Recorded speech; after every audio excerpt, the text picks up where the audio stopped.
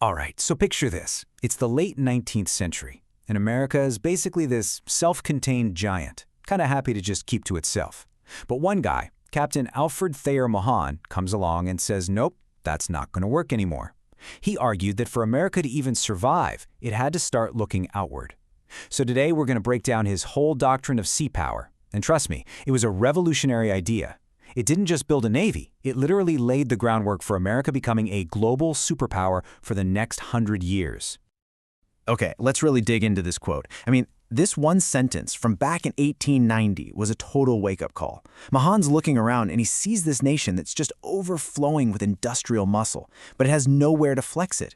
His point was, looking outward wasn't just a good idea, it wasn't even a choice. It was something America had to do, precisely because it had become so successful. Now, to really get why Mahan's ideas were so radical, you gotta understand the America he was talking to. For decades after the Civil War, the country's whole focus was internal. It was all about rebuilding, developing its own industries, and pretty much just turning its back on the rest of the world. Yeah, the national policy was simple, and it was powerful: protectionism. Think of it like this. They put up these huge tariff walls that basically sealed off the American market. It created this closed economic bubble, and, it worked. It totally supercharged American industry. But Mahan saw the problem. It was also creating this massive pressure cooker. The country was starting to make way more stuff than its own people could ever buy. And this is where Mahan comes up with his brilliant analogy. He compared the U.S. economy to one of those brand new, powerful, ironclad warships. I love this. He said it was covered in the super thick armor. That's the protected home market, making it pretty much invincible in its own harbor. But, and this is the key part, it had these weak, dinky engines and tiny guns. So it was totally useless for actually going out into the wider world and competing. But, you can't just hide inside your own borders forever. It just doesn't work that way. While America was busy looking inward, the rest of the world was getting more and more restless, more interconnected, and pretty soon, global events started knocking on America's door, whether the country was ready to answer or not.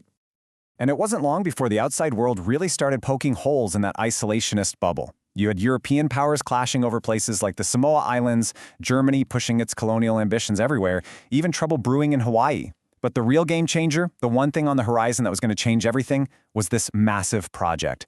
A canal. A canal that would slice right through Central America and connect the Atlantic and Pacific Oceans for the first time. And this question was right at the heart of Mahan's whole warning. Think about it. A canal through Central America isn't just a handy shortcut for trade ships. No, it's a strategic superhighway. All of a sudden, powerful European navies could just sail right up to America's Pacific coast. The two coasts, which had always been protected by this giant continent in between them, were suddenly going to be linked by one massive, glaring vulnerability. So Mahan wasn't just some guy pointing out all the problems. He wasn't like that. He actually came to the table with a bold, really comprehensive solution. It was basically a whole new blueprint for how America should act in the world, and he gave it a simple, powerful name: sea power. And when Mahan said sea power, he meant way more than just having a bunch of cool battleships. He saw the oceans as the world's great highway, this common space that connects everyone. And he argued that if a nation wanted to be truly prosperous and secure in the modern world, it had to be able to use and, when necessary, control that highway for its own trade and defense. He broke it down into this really elegant, interconnected system with three main pillars. Think of it like a three-legged stool. First, you need production. You've got to be making more stuff than your own country needs. Second, you need shipping, a big merchant marine to carry all those extra goods to markets all over the world. And third, the final piece of the puzzle, naval protection, a powerful navy with a network of bases and cooling stations to guard all of that valuable trade. It's a perfect loop, an economic engine protected by a military shield. And for Mahan, this wasn't just some abstract theory, not at all.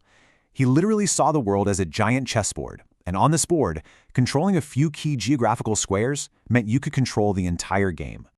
This quote really gets to the heart of how he thought. You look at a map of the ocean, and it just seems like this big, blue, empty space, right? But he knew that trade and simple convenience create highways on the water, sea lanes. And Mahan's big idea was that controlling the islands and ports that sit right next to these maritime crossroads, well, that was the absolute key to having global influence. So when he looked at the map with his strategic mindset, Mahan zeroed in on three places that he considered totally non-negotiable for America's future. First, there was the Isthmus in Central America, wherever that canal was going to be built. Second, the Caribbean Sea, because it's basically the front door to the canal. And third, way out in the Pacific, Hawaii. He saw it as the crucial, indispensable hub for controlling everything that happened out there. And here's what's so clever about this. It wasn't just about offense. It was about defense, but a specific kind. Defense by denial. See, a modern warship back then ran on steam, and steam required coal. A ship without coal is just a floating piece of metal. So by controlling a place like Hawaii, the U.S. could refuel its own ships, sure, but just as importantly, it could deny coal to any enemy fleet. It would make it flat out impossible for them to operate anywhere near the American West Coast. So yeah, Mahan's doctrine was a blueprint for building ships and getting bases, but it was so much more than that. At its core, it was a call for a huge psychological shift. America had to stop thinking of itself as this isolated island nation and start seeing itself as a major player on the world stage. And this is such a fascinating way to look at it. He saw something like the annexation of Hawaii not as just grabbing territory for the sake of it, but as the first logical step, he called it a first fruit, of this whole new mindset. To him, it would be a sign, a token, that the nation was finally waking up to the new realities of the world and its own role in it.